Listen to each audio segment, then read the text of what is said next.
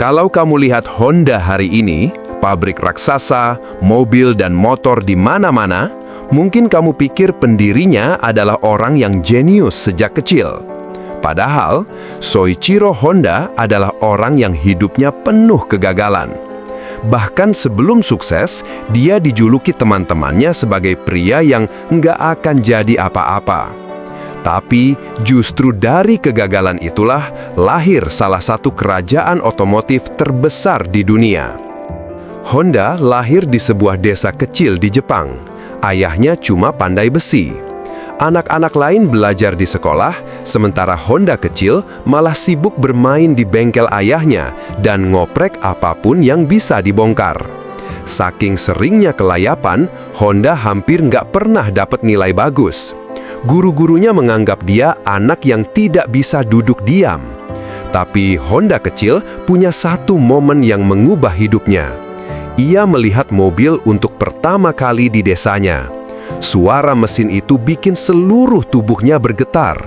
Sejak saat itu dia bilang, "Aku ingin membuat sesuatu yang punya suara seperti itu."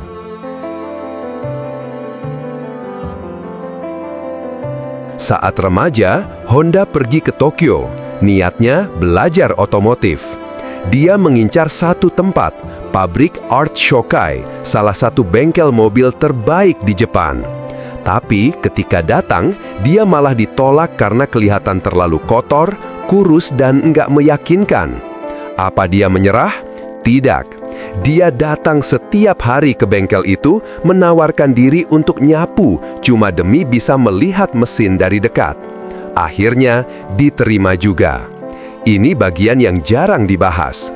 Dia 6 tahun kerja tanpa digaji stabil. Tidur di lantai bengkel, makan seadanya.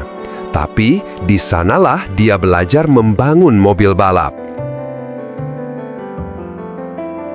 Setelah jago ngoprek, Honda terjun ke balap mobil. Dia lumayan berbakat. Sampai suatu hari, rem mobilnya jebol dan dia mengalami kecelakaan parah. Tulangnya hancur. Dokter bilang dia bisa mati. Sejak saat itu, Honda pikir, mungkin aku tidak ditakdirkan jadi pembalap, tapi aku bisa membuat mesin yang lebih baik agar orang lain tidak mengalami ini. Itu jadi bekal penting untuk masa depan perusahaannya.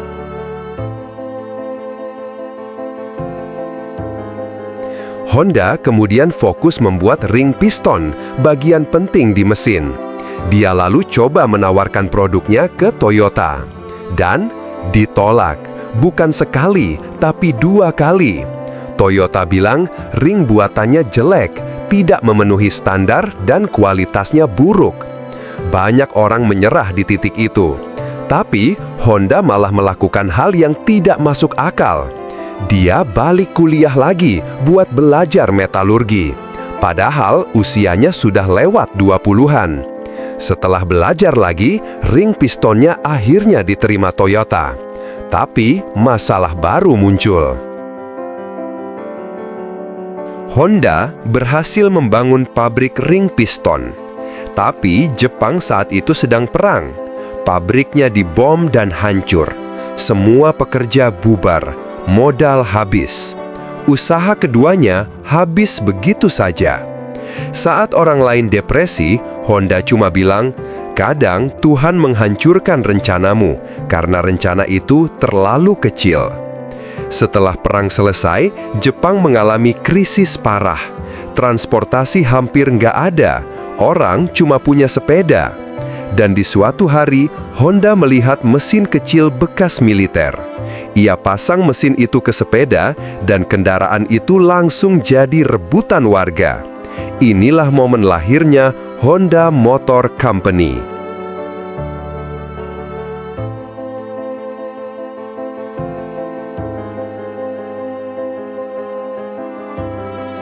Motor pertama Honda, model A, dijuluki orang-orang sebagai sepeda aneh.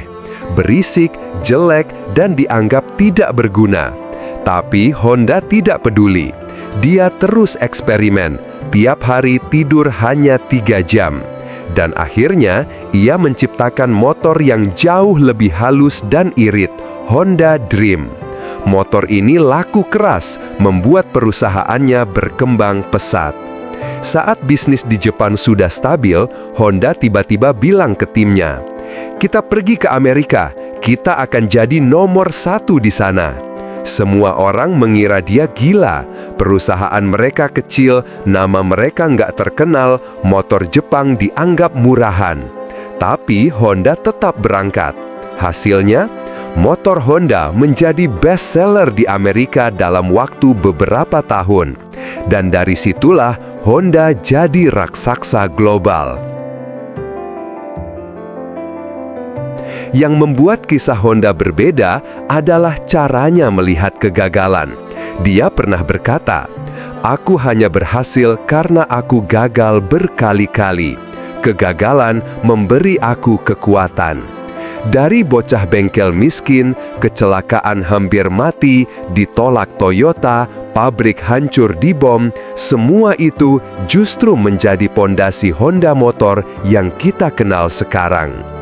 Kisah Honda membuktikan bahwa kesuksesan bukan soal bakat, bukan soal keberuntungan, bukan soal pendidikan tinggi, tapi soal keras kepala yang positif, rasa ingin tahu, dan kemampuan untuk terus bangkit saat dunia menghancurkanmu.